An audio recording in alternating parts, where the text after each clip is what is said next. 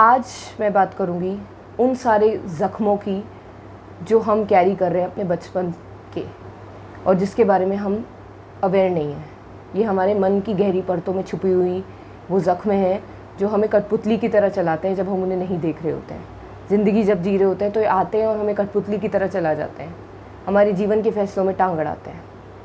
उन सारे घाव की जो हम जिनसे भागते आए हैं, जिन्हें देखना नहीं चाहते, जिनसे दुनिया में हम डिस्ट्रैक्ट होना चाहते हैं, जिनकी तरफ हम कभी मुंह उठाकर नहीं देखना चाहते।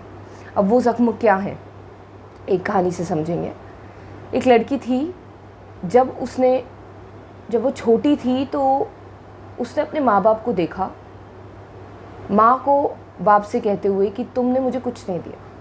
उसका जो बाप था लड़की का, वो फेमिनिन नेचर का था, यानी कि आदमियों वाले ट्रेट्स नहीं थे उसमें। प्रोवाइड और प्रोटेक्ट करता है एक आदमी सब कुछ जो ज़रूरत होती है फैमिली को, बीवी को, बच्चों को, वो प्रोवाइड कराता है, सामान बाहर से लेकर आता है और प्रोटेक्ट करता है। यानी कि जो रिलेटिव्स हैं या दुश्मन हैं जो फैमिली पे आँच पहुंचा सकते हैं, जो फैमिली को फिजिकली या मेंटली ख़तरा हो सकते हैं जो फैमिली के लिए, उनसे प्रोटेक्ट करता है एक आदमी। वो उसका बाप बिल्कुल वैसा नहीं था। बाप था बिल्कुल वो ट्रेट्स से ही नहीं बाप में, फेमिनिन बाप था। मतलब सॉफ्ट बोलना, सॉफ्ट ही सुनना, और अगर कुछ बोल दो तो बुरा मान जाना, इमोशनल, रोना, ये सब उसने अपने बाप के अंदर देखा। ऐसा नहीं है बुरा है, पर एक फेमिनिन क्वालिटीज़ बाप के अंदर उसने देखी बचपन से।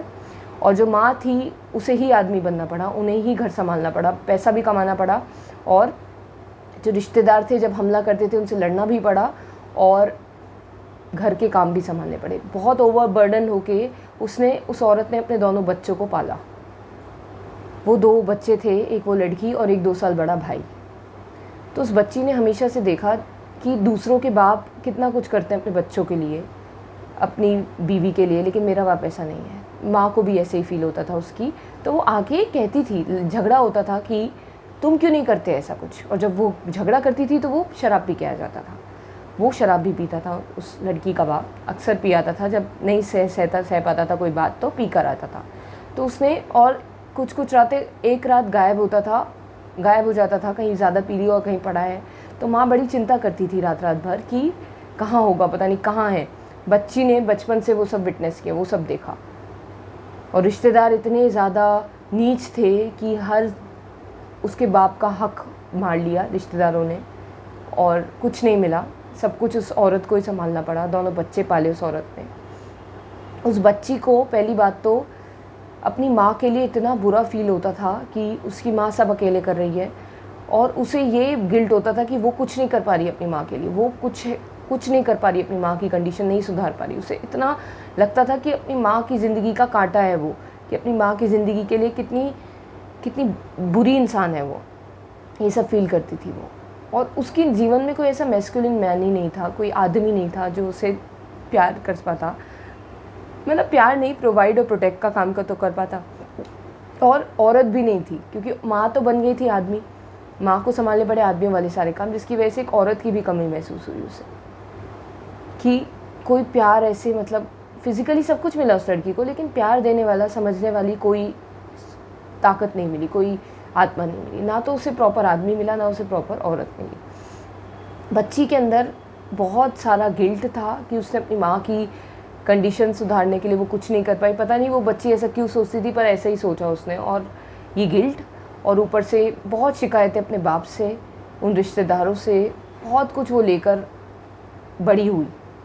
और बड़ी होकर वो, उसे भी मैस्कुलिन बनना पड़ा, क्योंकि कोई सपोर्ट सिस्टम नहीं था पीछे जो उसे सहारा दे पाता। तो उसे भी डोमिनेंट बनना पड़ा, उसे भी कंट्रोलिंग बनना पड़ा, उसे लॉजिकल बनना पड़ा सर्वाइव करने के लिए दुनिया में।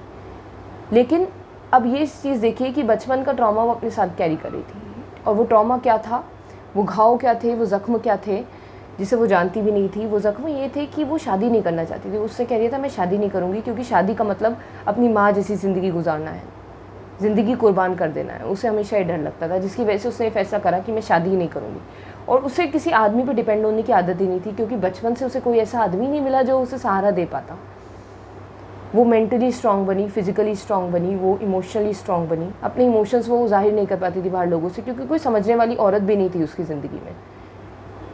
एक वुंडेड माँ थी और एक फेमिनिन बाप था, और भाई उसके तला ऊपर का ही था, तो वो भी ज़्यादा कुछ कोई फादर फिगर तो था नहीं वो भी। तो वो लड़की बड़ी, उससे स्पिरिचुअलिटी का सहारा लिया, लेकिन ये सब जो ज़ख्म थे वो अपने साथ तब भी कैरी कर रही थी। तो ये सब ज़ख्म उसके आगे की रिलेशनशिप्स में भी टांग अड़ा रहे थे कि वो एक्सट्रीमली मैस्कुलिन बन गई थी। उसे आदमी नहीं मिला कोई ढंग का बचपन से जो उसे सपोर्ट कर पाता, जिसकी वजह से उससे आदमियों पर डिपेंड करना ही बंद कर दिया। वो सब कुछ खुद करने की आदत, तो वो मदद नहीं मांग पाती किसी से, वो किसी से मदद नहीं ले पाती इसी वजह से, क्योंकि सब कुछ उसे खुद ही करने की आदत है। कोई था ही नहीं बचपन में मदद करने वाला। वो किसी पे भरोसा नहीं कर पाती क्योंकि उसने ऐसे रिश्तेदार देखे जो झूठे थे, फरेबी थे, दिखाते कुछ और थे, अंदर से कुछ और थे। दोगले लोग बहुत देखे उसने अपने रिलेटिव, तो उन पर भी वो भरोसा नहीं कर पाती थी। अच्छा, शक करती थी लोगों पे इसी वजह से। और क्या क्या ट्रॉमास होते हैं कि वो लोगों को अपनी दिल की बात नहीं बताती थी क्योंकि उसकी माँ उसे नहीं समझ पाई, क्योंकि उसकी माँ को किसी ने नहीं समझा, तो उसकी माँ को भी नहीं पता था कि दूसरों को कैसे समझते हैं। तो उसे वो कभी अंडरस्टैंडिंग भी मिली नहीं, तो उसने अपने आप अपनी दिल की बात एक्सप्रेस करनी भी बंद कर दी। ये होता है जब एक बच्चा, एक इंसान अपने बचपन के वूंड्स को अपने साथ कैरी कर रहा है, अपने बचपन के घाव। हम सभी के बचपन में कुछ ना कुछ ऐसा हुआ है जिसकी ठेस पहुँची है हमें, कुछ ऐसे थॉट्स जिन्होंने एक बहुत तगड़े इमोशंस पैदा कर रखे थे अंदर बचपन में। हमें क्या करना होगा, हमें वापस जाना है, हमें वापस जाना है अपने मन की लेयर्स के अंदर और उन्हें देखना है। इस बार उन्हें फील नहीं करना है, इस बार उन्हें एक्सेप्ट करना है। इस बार उन्हें एक्सेप्ट करके उन्हें देखना है कि मैं एक चीज़, एक थॉट, एक इमोशन को अपनाती हूँ। मैं अब इससे लड़ूंगी नहीं। I will not fight with it any more. अब मैं इससे लड़ना बंद करूँगी और अब मैं इसे एक्सेप्ट करूँगी, अपने इस डार्क पार्ट को, अपने उस बचपन के रूप को जो इतनी सहमी हुई प्यारी सी बच्ची थी जिसकी कोई गलती नहीं थी। उसे समझाना है, उसे देखना है, उसे एक्सेप्ट करना है, उसे समझाना है, उसका साथ देना है।